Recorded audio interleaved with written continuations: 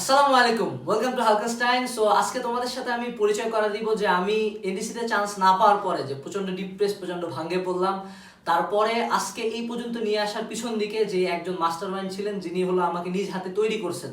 আজকে তোমাদের আনাস ভাইয়া যেই টেকনিকগুলোর কথা বলে, যেই টেকনিকে মাত্র 7 দিন পরে একটা মেডিকেল ঢাকার মধ্যে শ্রেষ্ঠ 2 নম্বর মেডিকেলটাতে চান্স পাইছিল, সেই টেকনিকগুলো যেই লোকটা প্রথম থেকে শেষ পর্যন্ত আমাকে শিখাইছে, তিনি হলেন ডাক্তার হাসান রাশেদ ভাইয়া। সো আমাদের আজকে চ্যানেলে আমাদের অতিথি হলো ডাক্তার হাসান রাশেদ ভাইয়া। সো তার আগে আমি ভাইয়ার একটু পরিচয় বলে নেই। ভাইয়া হলো দিনাজপুর থেকে এমবিবিএস কমপ্লিট করছেন। কারেন্টলি হলো মেডিকেল কত বেশ ভাইয়া? 2011 সেশন। আচ্ছা, 2011 সেশনে ভাইয়া এমবিবিএস এর। আর আর ভাইয়ার সবচেয়ে বড় পরিচয় যেটা, সেটা হলো ভাইয়া হলো দিনাজপুরের মেডিকেল লেজেন্ড। সো 2017 সালে ভাইয়ার প্রায় শুধু বাসায় যায় ভাইয়া 120 জন স্টুডেন্ট পড়াতো, এবং সেইবার দিনাজপুরের ইতিহাসে সর্বাধিক জন মেডিকেলে চান্স পেল, প্রায় 39 জন। এবং সেই 39 জন ডিরেক্ট ভাইয়া স্টুডেন্ট ছিল। এবং আমি সহ এরকম আরো অনেকে আছে, ঢাকা মেডিকেল বলো বা সলিমুল্লাহ মেডিকেল বলো বা যত বড় বড় মেডিকেলে ভাইয়ার স্টুডেন্ট অলরেডি অনেকজন করে আছে। সো ভাইয়া প্রচন্ড ব্যস্ত মানুষ, ভাইয়া নর্মালি টাইম দেয় না। সো ভাইয়াকে অনেক বলে কয়ে আমাদের চ্যানেলে আনতে হয়েছে। এবং আজকে ভাইয়া আমাদের সাথে শেয়ার করবে যে ভাইয়া টিপিক্যাল যে মেডিকেলে আমরা যে কোচিং করতে যাই, যে পড়াশোনা করি, সে টিপিক্যাল পড়াশোনায় কিন্তু ভাইয়া পড়ায় না। ভাইয়া টোটালি ডিফারেন্ট একটা নিয়মে পড়ায়। সো ভাই আমাদের সাথে সেই ডিফারেন্ট নিয়মটা শেয়ার করবে, এবং ভাই আমাদের সাথে যে নতুন সামনে তার যাত্রা যে এজ কোর্স আর হালকাস্টাইনে, সেইটা নিয়েও তোমাদেরকে একটু বলার চেষ্টা করবে। সো সরাসরি আমরা ভাইয়ার মুখে শুনি যে ভাইয়া কিভাবে পড়ায়। সো ভাইয়া একটু বলেন আপনার টেকনিকটা, যে কিভাবে আপনি হলো মেডিকেলের প্রিপারেশন নেন স্টুডেন্টদেরকে। আমি মেডিকেল অ্যাডমিশনের জন্য স্টুডেন্ট পড়াচ্ছি প্রায় 6 থেকে 7 বছর, মানে এটা 7 বছর রানিং চলছে।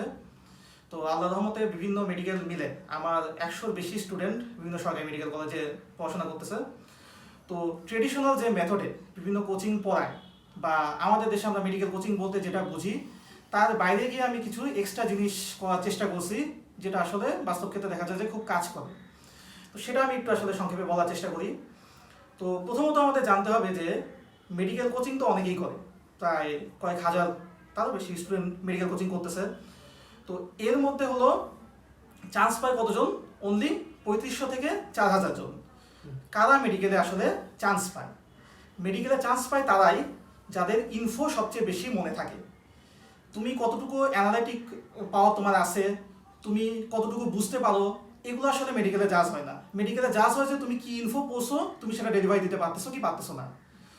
তো এখন ধরো একজন হার্টের কোন দিক দিয়ে ব্লাড আসতেছে, কোন দিক দিয়ে ব্লাড যাচ্ছে, মাসলগুলো কীভাবে কাজ করে, এসব মেকানিজম খুব ভালো মতো পারে, কিন্তু অ্যাট্রিয়াম কতক্ষণে সিস্টল হয়, কতক্ষণে ডায়াস্টল হয়, এটাই তার মনে নাই। সে কিন্তু মেডিকেলে বেসিক্যালি চান্স পাবে না, এটা কিন্তু এখনই বলে দেওয়া যায়। সো আমি যেটা করার চেষ্টা করি, আগে হলো স্টুডেন্টদেরকে এটা বোঝানোর চেষ্টা করি যে কোন জায়গা থেকে প্রশ্নটা আসে। এখন ধরো আমি তোমাকে বললাম যে বইয়ের এই জায়গাটা খুব ইম্পর্টেন্ট, আমি লাল দিন কলম দিয়ে দাগাই দিলাম বা কোচিং দাগাই দিল, তুমি কেন ওটা বিলিভ করবা? তুমি আগে ওটা জাজ করবা যে অমুক ভাইয়া বললো বা অমুক কোচিং বললো, এখান থেকে কি আসলেই প্রশ্ন আসে, বা এই জায়গাটা কি আসলেই ইম্পর্টেন্ট কি ইম্পর্টেন্ট না। তো এটা বোঝার সবচেয়ে ভালো টেকনিক কি? ভালো টেকনিক হলো যে বিগত বছরের যে প্রশ্নগুলো আছে সেগুলো তোমাকে আগে অধ্যায় ওয়াইজ দেখতে হবে। যেমন ধরো উদ্ভিদ বিজ্ঞান বইয়ে মোট 12টা অধ্যায় আছে, 12টা অধ্যায় অবশ্যই ইকুয়ালি ইম্পর্টেন্ট না। এরকমও বছর আছে যে উদ্ভিদ বিজ্ঞান থেকে প্রশ্ন আসছে মাত্র 10টা। তার মানে এরকম 2টা অধ্যায় আছে যে 2টা অধ্যায়গুলো বাদ পড়ে গেছে, কোনো প্রশ্নই আসে নাই। তাহলে তোমাকে কি বুঝতে হবে যে যদি বাদ পড়ে তাহলে কোন অধ্যায়গুলো বাদ পড়তে পারে, এবং এমন কোন অধ্যায় আছে যেটা কখনোই বাদ পড়বে না। এটা তুমি কিভাবে বুঝবা? তুমি 2013-14 থেকে শুরু করে এই 2019-20 পর্যন্ত যে কয়টা পরীক্ষা হয়েছে মেডিকেলে, তুমি প্রশ্ন দেখবা, দেখে হলো তুমি যোগ দিবা যে আমি অনুজীব অধ্যায় বা আমার কোষ এবং এর গঠন অধ্যায়, আমার কোষ বিভাজন অধ্যায়, কোনটা থেকে এই 5 থেকে 6 বছরের মোট কয়টা প্রশ্ন আসছে। তুমি যদি এই ক্যালকুলেশনটা করো, তাহলে আমি এখনই তোমাদেরকে এক্সাম্পল দেওয়ার জন্য বলতেছি যে উদ্ভিদ বিজ্ঞানের জন্য সবচেয়ে ইম্পর্টেন্ট অধ্যায় তোমরা যেটা পাবা সেটা হলো অনুজীব। তুমি যদি বিগত 6 বছরের প্রশ্ন দেখো, তাহলে দেখবা যে সবচেয়ে বেশি প্রশ্ন আসছে কোন অধ্যায় থেকে? অনুজীব থেকে। এখন তুমি বলতে পারো যে ভাই অনুজীব তো একটা বিশাল অধ্যায়, এত বড় অধ্যায়ে কোন জায়গাটা ইম্পর্টেন্ট কোন জায়গাটা ইম্পর্টেন্ট না, এটা আমি কিভাবে বুঝবো? এখন এটা বুঝতে হলে তোমাকে কি করা লাগবে? অনুজীব থেকে যে প্রশ্নগুলো আসছে বিগত বছরে, মানে তোমার প্রথম কাজ কি? চ্যাপ্টার চেনা। তারপর দ্বিতীয় কাজ হলো ওই চ্যাপ্টারে কোন জায়গাটা বেশি ইম্পর্টেন্ট সেই জায়গাটা চেনা। এই জায়গাটা তুমি কিভাবে বুঝতে পারবা? ধরো তুমি অনুজীব অধ্যায়ের বিগত 6 বছরে কোশ্চেন খুলে বসলা, আমি তোমাকে আগেই বলে দিচ্ছি, এখনই বলে দিচ্ছি যে তুমি এটা কিভাবে পাবা। তুমি দেখবা যে অনুজীবের যেসব প্রকারভেদ উদাহরণ আছে, এইখান থেকে মোর দ্যান 90% কোশ্চেন বিগত বছরে আসছে। তার মানে এক বছরে অনুজীব থেকে 2টা প্রশ্ন আসছে, 2টা প্রশ্নই আসবে প্রকারভেদ এবং উদাহরণ থেকে। হয় ভাইরাসের প্রকারভেদ থেকে, ব্যাকটেরিয়ার প্রকারভেদ থেকে, কোনটা ভাইরাস গঠিত রোগ, কোনটা ব্যাকটেরিয়া গঠিত রোগ, কোনটা দণ্ডকায় ভাইরাস, কোনটা এই ধরনের ভাইরাস, বা কোনটা ডিএনএ ভাইরাস, কোনটা আরএনএ ভাইরাস, এই ধরনের যে উদাহরণগুলো আছে এখান থেকে হলো, এবং প্রকারভেদ থেকে ম্যাক্সিমাম প্রশ্ন আসতেছে। তুমি যদি এই জিনিসটা পারো দেন তোমার হলো এর বাইরে কোথা থেকে প্রশ্ন আসা সম্ভব। যেমন 2-1 বছরে অণুজীব অধ্যায়টা বেশি ইম্পর্টেন্স পায়, যে ওই অধ্যায় থেকে 2টা বদলে 3টা প্রশ্ন চলে আসছে, 4টা প্রশ্ন চলে আসছে। এই যে 3 নাম্বার বা 4 নাম্বার প্রশ্নটা, এই প্রশ্নটা আসে হলো এই টিপিক্যাল জায়গার বাইরে থেকে। সো আমাদের পড়ার বেসিক্যালি টেকনিকের প্রথম পয়েন্টটা কি দাঁড়াচ্ছে, যে আমরা আগে চিনবো কোন অধ্যায় বেশি ইম্পর্টেন্ট।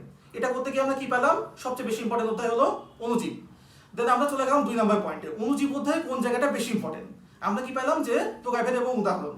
দেন 3 নাম্বার পয়েন্টে এই যে আমরা জানতে পারলাম যে এই জায়গাটা আছে সবচেয়ে বেশি ইম্পর্টেন্ট, তার মানে আমার ওই জায়গাটা ওভাবেই পড়া উচিত যাতে আমি কখনোই না ভুলি। তাহলে তুমি আগে বই থেকে এই জায়গাগুলো আলাদা করে দিবা, যে এই জায়গাগুলো আমি আলাদা করে হলো দেখতেছি। সেটা যদি তুমি নিজে না করতে পারো সেটা আমি করে দিব, বা আনাস আছে ও করে দিবে। যে আমরা একটা তোমাদেরকে লেকচার শিট আকারে, বা আমি যাদেরকে পড়াই তাদেরকে আমরা লেকচার শিট আকারে দিই, যে এই জায়গাগুলো আমি আলাদা করে দিলাম, যে এই জায়গাগুলো বেশি ভালো করে দেখতে হবে। এখন ওই জায়গা থেকেও কিন্তু আসলে অনেক, তুমি যদি ভাইরাস গণিত রোগ হিসাব করো তাহলে বইয়ে প্রায় 30টা রোগ দেওয়া আছে, তুমি যদি ব্যাকটেরিয়া গণিত রোগ হিসাব করো প্রায় 30টা রোগ দেওয়া আছে। এখন আমাদের কিভাবে 30টা রোগই মনে রাখা সম্ভব, এর জন্য আবার কিছু টেকনিক আছে, মনে রাখার কিছু সহজ কৌশল তোমাদেরকে আমি লিখে দিই, বা যাদেরকে আমি পড়াই তাদেরকে আমি লিখে দিই, যে এভাবে হলো এই জায়গাটা মনে রাখতে হয়। এখন ধরো তুমি ওই সিস্টেম ফলো করে ওই জায়গাটা তুমি মনে রাখতে পারলা এবং তুমি ডেলিভারিও দিতে পারলা।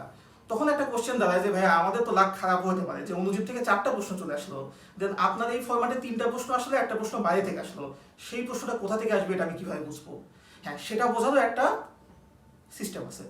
সেটা হলো যে প্রতিটা অধ্যায়েরই এমন কিছু জায়গা থাকে যেটা কোশ্চেন আসার জন্য খুবই পটেনশিয়াল, কিন্তু এনিহাউ অ্যাক্সিডেন্টালি বলো বা যে কোনো কারণে বলো যে বিগত বছরে কোনো কোশ্চেন আসে নাই, বাট কোশ্চেন আসার জন্য পটেনশিয়াল। এখন কথা হলো যে এটা তুমি কিভাবে বুঝবা?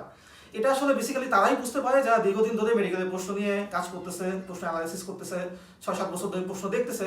তাদের মধ্যে একটা সহজাত একটা ইনটিউশন চলে আসে যে এই জায়গা থেকে প্রশ্ন আসেনি, বাট এই জায়গাটা ইম্পর্টেন্ট। এই যে লেস ইম্পর্টেন্ট কিন্তু আসার জন্য মোটামুটি পটেনশিয়াল, এই জায়গাগুলো তখন তোমাকে পড়াতে হবে। মানে হলো 3 নাম্বার পয়েন্টে গেল যে ইম্পর্টেন্ট জায়গা আমি কিভাবে মনে রাখবো, 4 নাম্বার পয়েন্ট আসতেছে যে লেস ইম্পর্টেন্ট জায়গাগুলোর মধ্যে আবার কোন জায়গাটা একটু হলেও বেশি ইম্পর্টেন্ট এবং কোন জায়গাটা আমার মনে রাখা উচিত, এটা আমরা তখন পড়ে দিব। হ্যাঁ, এটা পরে তখন বলতে পারবো যে ভাইয়া এইটুকু যদি আমরা পড়ি, তারপর তো বইয়ে অনেকগুলো জায়গায় বাকি থাকে, বইয়ের আরো 10 পৃষ্ঠা 15 পৃষ্ঠা বাকি থাকছে, কোনো অধ্যায় 5 পৃষ্ঠা বাকি থাকছে, এটা আমরা কিভাবে বলবো? সেক্ষেত্রে আমার একটা কথা হলো যে জ্ঞানের আসলে কোনো শেষ নাই। একটা অধ্যায় থেকে প্রশ্ন আসতেছে, এখান থেকে আমি জানি, ওটা আমি পড়লাম, ওকে, বাট যে জায়গাটা আমি আসলে স্কিপ করে যাচ্ছি ওই জায়গাটাও আসলে আমার জানা উচিত। অ্যাজ এ স্টুডেন্ট আমার ওই জায়গাটা জানা উচিত। কিন্তু আমরা অনেকেই আছি যারা হলো কলেজ লেভেলে যেসব বায়োলজি টিচার পাইছি তারা স্যাটিসফ্যাক্টরি না, অথবা স্যারদের কাছে পড়ে অনেক কিছুই বুঝতে পারিনি, অথবা আছে যে আমরা বায়োলজি হয়তো টিচারের কাছে পড়েই নাই, নিজে নিজে পড়ছে, এই জন্য জিনিসটা ঠিক মতো ধরতে পারিনি। আমরা তখন কি করবো, যখন তোমার হলো এই important topic less important topic শেষ হয়ে যাবে, দেন আসতেছি 5 নাম্বার পয়েন্টে, যে এই যে যে জিনিসগুলো তুমি বোঝোনি কিন্তু বোঝা উচিত, বা চ্যাপ্টারে এমন কিছু জিনিস আছে যেগুলো খুবই ফান্ডামেন্টাল জিনিস, যে অ্যাজ এ স্টুডেন্ট, একটা কলেজের স্টুডেন্ট হিসেবে বা একটা মেডিকেল অ্যাডমিশনে অ্যাপিয়ার করবে এরকম স্টুডেন্ট হিসেবে তোমার অ্যাটলিস্ট ওই জায়গাটা জানা উচিত, বা অ্যাটলিস্ট ওই জায়গাটা বোঝা উচিত। এই জায়গাটা তখন তোমাদেরকে আমি কি করবো, বুঝাই দেবো, বা যাদেরকে আমি পড়াই এটাই করি যে তখন এই জিনিসগুলো শেষ করার পর এই জায়গাটা বুঝাই দেই। তারপরে যেটা থাকতেছে যে তাহলে তুমি মনে রাখতেছো কিভাবে, যে ইম্পর্টেন্ট টপিক মনে রাখলাম, লেস ইম্পর্টেন্ট টপিক মনে রাখলাম, এরপর কোন জিনিসগুলো আমার বোঝা জরুরি অ্যাজ এ স্টুডেন্ট সেটাই মনে রাখলাম। এরপরে যে অংশটুকু থাকে বইয়ের, বলতে পারো একদমই তলানির অংশ, এটাকে আমরা বলি নাইস টু নো।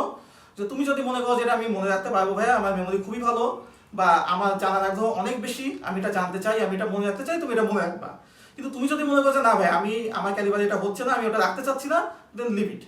তুমি যদি এটা ছেড়েও দাও, তুমি এটা শিওর থাকতে পারো যে তোমার অন্তত চান্স পাওয়া নিয়ে কোনো টেনশন করা লাগবে না। অ্যান্ড লাস্ট পয়েন্ট, মানে 6 নম্বর point, and last but not the least, যে এই যে আমরা এইভাবে গোটা অধ্যায়টা পড়ে আসলাম, এটা কি আসলেই কার্যকরী? বিগত বছরের প্রশ্ন কি বলে যে আমরা কি এই ফর্ম্যাটে আসলে কমন পাচ্ছি না? তখন আমরা কি করবো, তখন হলো লাস্টে হলো আমি কি করি, যে বিগত বছরের যে কোশ্চেন এটা আমরা তোমাদেরকে দিয়ে দেবো, তোমাদের এটা টেনশন করা লাগে না, যে বিগত শুধু 6 বছর কেন 10 থেকে 12 বছরের প্রশ্ন আমি দিয়ে দিতে পারি, যে এইটা তুমি অ্যানালাইসিস করবে এবং দেখবা যে আমরা যে প্যাটার্নে আসলে সাজাইছি সেই প্যাটার্ন অনুযায়ী এটা কাজ করে কি করে না।